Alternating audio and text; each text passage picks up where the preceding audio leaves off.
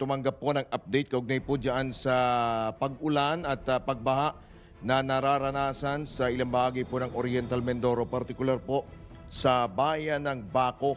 Nasa kabilang linya po natin ang MDRRMO, Municipal Disaster Risk Reduction and Management Office Chief ng Baco, si Irene Mortel. Magandang maulang umaga po. At welcome po sa DWIZ Aliw Channel 23. Merry Christmas po.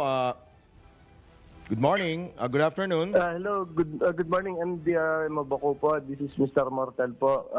Good morning and Merry Christmas din po sa inyo. Opo. Sir, kamusta po ang sitwasyon dyan sa inyong lugar? Baha pa rin ho ba ang buong bayan ho ba ng Baco? O karamihan ho ba ng mga barangay ay lubog pa rin ho sa baha? Hindi naman po yung buong kabayanan o yung lahat ng barangays. Meron po tayong nasa 6 na barangay na flooded as of this time po.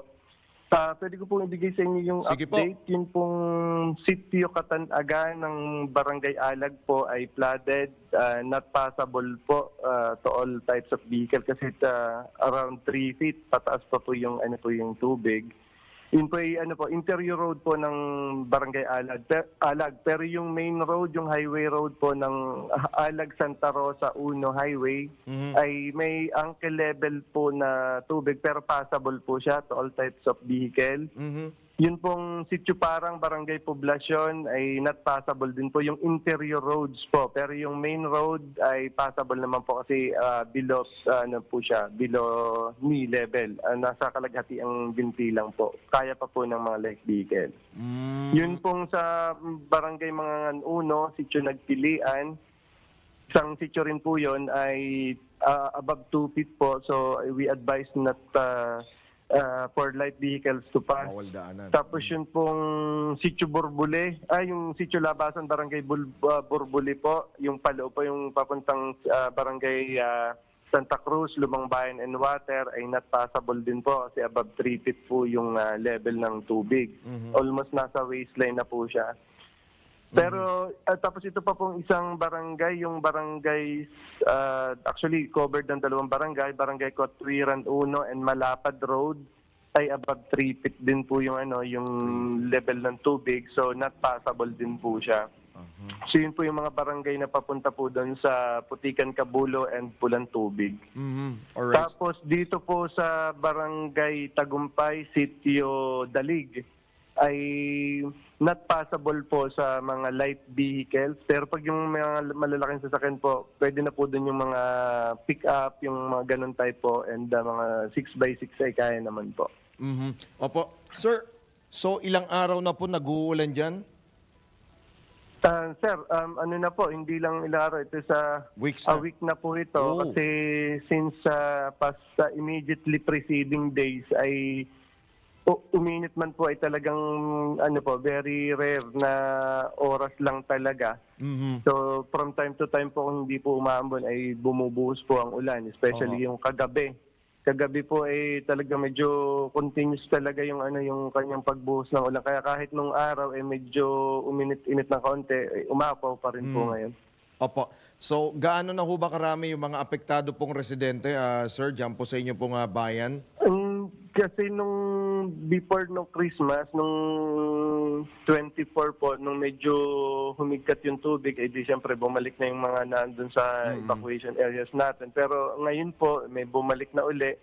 As of this time po, 12 o'clock, this afternoon po, meron po tayong nakatala dito na nasa 1,257 families po ito. 1,257.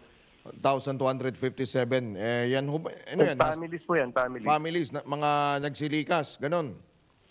Nandun po sila either nasa designated evacuation center o nandun sila sa mga neighbors nila na nasa na matataas yung bahay. Wala ho ba kayong naitala ho na casualties? Hopefully wala naman siguro, sir? So far, sir, pinagpapasalamat nga natin ay wala naman tayong mga casualties kasi good thing itong ating mga kababayan dito sa Baco, every time naman na ganito ay naiinformahan natin ahead of time, and then yung awareness nila kasi dahil rin sa karanasan and sa mga mga information na binibigay sa kanila ay nakakalikas naman po agad. Opo, dyan na ho sila sa evacuation center Noche Buena, dyan na ho sila nagpasko. Yung iba po, pero ganun po talaga sir, dumating sa atin ng ganitong calamity. So we have to accept it and yun na lang, enjoy na kung ano po yung meron na pwedeng pagsalu-saluhan siguro kahit siguro yung iba nasa evacuation. Kumusta naman ho ang sitwasyon nila? Natutugon na naman ho ba ng LGU yung pangangailangan po nila, sir? Yes sir, in fact before Christmas, yung 24 of this month po in December, in Bisperos ng Pasko, ang opisina po ng Mayor's Office, ang MSWDO at yung Mayor's Extension Office, and then syempre kagapay din po kami MDRRMO, ay sinika po na yung lahat ng mga isolated areas ay madalan po kahit papaano ng mga food packs po. Para at least meron po silang pagkain.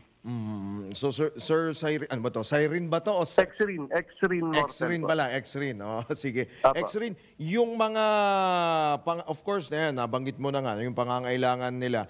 Baka meron pang mga additional na pangangailangan, kung di ako nagkakamali kahapon or nung isang araw na nawagan si Mayor Alan Roldan ng karagdagang tulong mula sa national government. Opo. Go ahead Totoo po.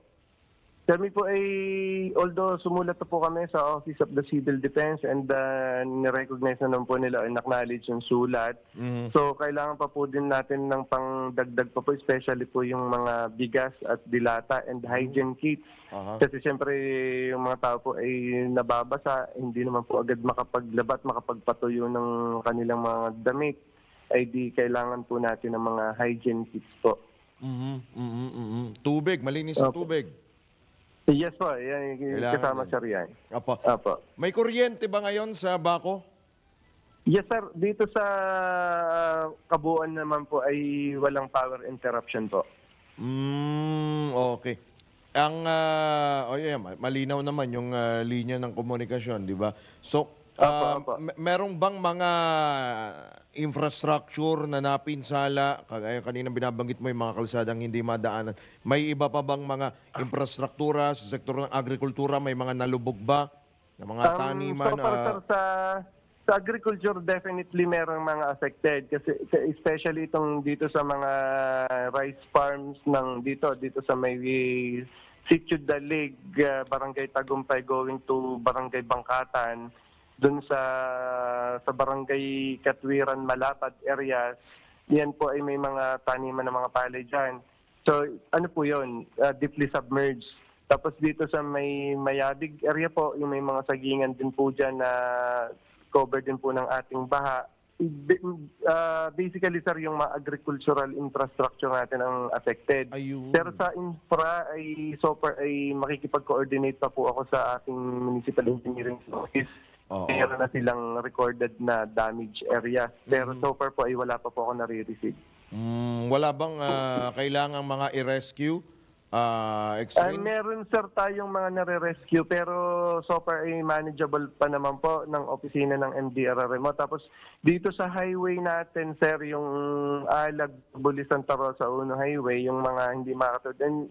May prinobide po doon through the coordination din po ng ating mayor sa DPWH. Naglagay po doon ng 6x6 na sasakyan. So, hindi naman po yung pagtawid doon sa main highway natin. So, kailangan ng mga malalaking sasakyan?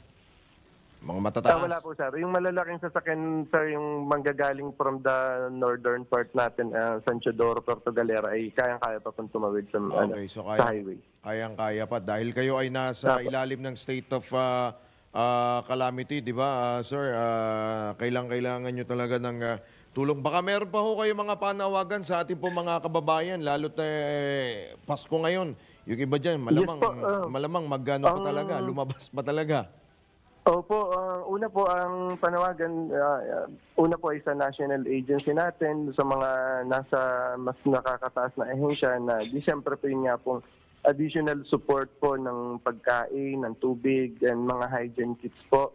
Tapos dito po sa ating mga kababayan naman dito sa Baco, ang panawagan po ng opisina ng ating Municipal Disaster Risk Reduction and Management ay patuloy pong mag-ingat kung kinakailangan po na kagaya po ngayong oras na ito, pahapon na naman tayo, padilim, ay yung mga nandun sa tansyado niya na tataas ang tubig, kayo po ay pinapakiusapan na pumunta doon sa mas matataas na at ligtas na lugar.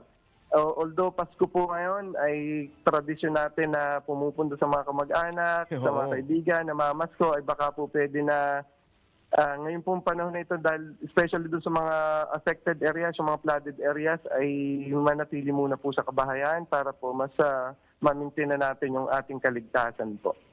Alright, naku, sige ho, Sir Exrin, at mag-iingat po kayo dyan. Marami pong salamat.